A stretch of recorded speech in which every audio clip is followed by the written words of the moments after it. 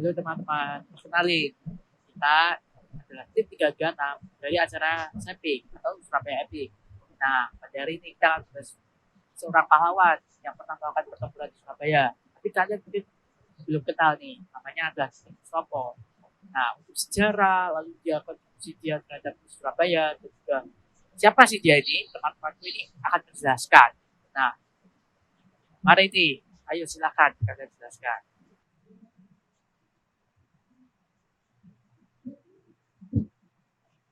Jadi yang pertama dampak keberadaan adalah membentuk Badan Keamanan Rakyat.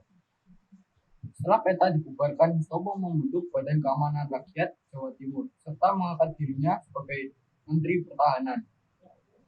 Hal ini beliau lakukan agar dapat berunding dengan komandan tentara sekutu dan pimpinan militer Jepang. Yang kedua adalah merebut senjata Jepang. Pada tanggal 1 Oktober 1945, markas besar Jepang dikepung oleh para pemuda. Kekhawatiran Mustopo jika sikap pemuda menyerang markas Jepang, sehingga beliau meminta pemuda untuk menunda serangan dan langsung menemui Mayor Jenderal Iwabe. Di depan Mayor Jenderal Iwabe, ia meminta dengan baik-baik agar pihak Jepang menyerahkan senjata mereka ke pihak Indonesia. Pihak Jepang yang khawatir akan sekutu langsung diyakinkan oleh Mustopo. Mustopo akhirnya mendapatkan senjata Jepang setelah mengatakan bahwa dirinya akan bertanggung jawab pada pihak sekutu. Sebelum pasukan Inggris mendarat, Mustopo sempat melakukan perundingan terlebih dahulu dengan komandan Inggris, yaitu Brigjen Malaby. Hasil perundingan mengatakan Inggris boleh menempati daerah pelabuhan. Namun, kesepakatan tersebut langsung dilanggar 1 hari setelahnya. Akhirnya terjadi pertempuran besar pada tanggal 28 dan 29 Oktober tahun 1945 yang akhirnya membuat pasukan Inggris terdesak.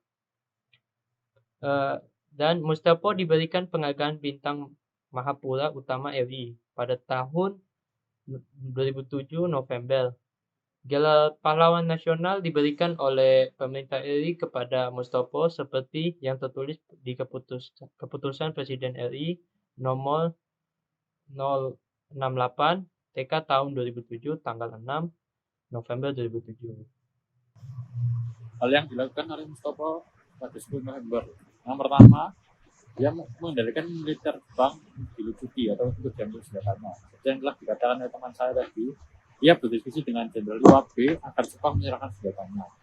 Lalu, dia juga menolak peluncuran senjata yang dilakukan oleh Inggris.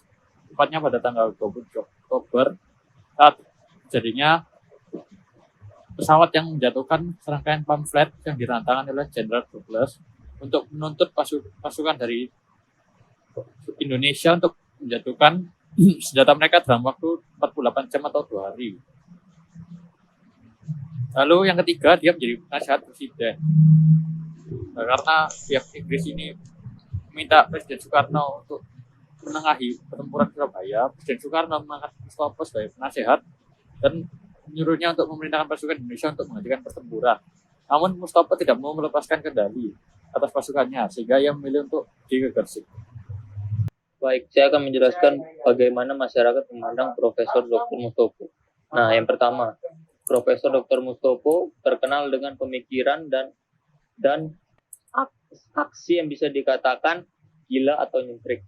Nah, seperti contohnya, saat perang Profesor Dr. Mustopo membakar ujung bambu runcing yang sampai sedikit hangus dan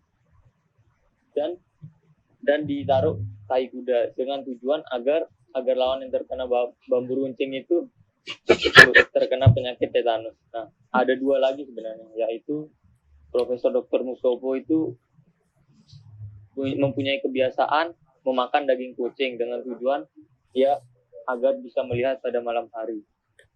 Nah, yang terakhir, Profesor Dr. Mustopo itu juga mempunyai barisan janda dan barisan pencuri. Nah, yang kedua, seorang dokter gigi. Nah, Profesor Dr. Mustopo ini sebelum dan sesudah perang dia mempunyai profesi sebagai dokter gigi. Nah, sekarang setelah dari yang semua teman-temanku jelasin tadi, nah dari sini aku akan bahas jadi apa yang harus kita pelajari dari Profesor Mustopo atau Dr. Mustopo ini, atau ya apa pesan dan kesan yang kita dapatkan, yang kami dapatkan, dan kalian dapat implementasikan hal itu di kehidupan kalian sehari-hari.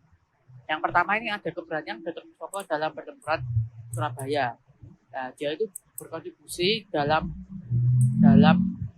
memerangi Inggris yang pada saat itu dalam Surabaya, dan juga di mana Jenderal Malabi dari Inggris itu mampu meninggal. Nah, yang kedua, dia tidak mau ditindas. Nah, ini maksudnya apa sih? Nah, pada saat Inggris datang, Inggris itu membawa kesepakatan dan bilang bahwa mereka datang secara damai. Dan lalu mereka sepakat bahwa oke, mereka menyusuti Indonesia, menyusuti persenjataan Indonesia. Nah, tapi Inggris ini malah melanggar kesepakatan tersebut dan menyuruh Mustopo untuk membebaskan suatu jenderal Belanda dan juga menginginkan Indonesia untuk menyerah. Nah, Mustopo ini tidak mau ditindas seperti itu. Dan dia langsung secara tegas menyuruh pasukannya untuk menyerang. Nah, yang ketiga, dia berkontribusi di bidang pendidikan. Ini maksudnya apa sih? Kita seperti yang kita tahu dahulu, Dr. Mustopo awalnya adalah seorang dokter gigi, dan setelah ikut pertempuran Surabaya dan pertempuran yang terjadi dengan pasukan Belanda yang datang lagi, dia setelah itu malah mendirikan suatu universitas yang awalnya itu hanya sebuah kursus dokter gigi, yang lalu dia menamakan Dr. Mustopo Dental College, yang pada akhirnya sampai sekarang itu menjadi Universitas Prof. Dr. Mustopo yang berlokasi di Jakarta. Nah, yang terakhir nih, dia ada kegigihan Dr. Mustopo dalam menuju kemerdekaan rakyat. Maksudnya apa sih? Kita tahu juga dia, seperti yang aku sudah bilang tadi, dia awalnya adalah seorang dokter gigi. Namun ini tidak menghambatnya dalam memperjuangkan kebebasan atau kemerdekaan dia dan juga bangsanya. Dia dengan latar belakang dokter gigi, dia berani untuk maju dan berani untuk diangkat oleh Presiden Soekarno juga untuk memimpin suatu pertempuran.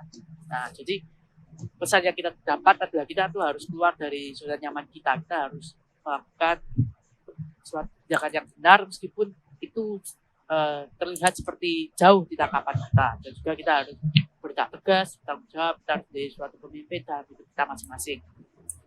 Nah, sekian. Mungkin temanku ada yang mau nambahin lagi. Ini sumber dari hasil kelompok kami. Sekian, terima kasih.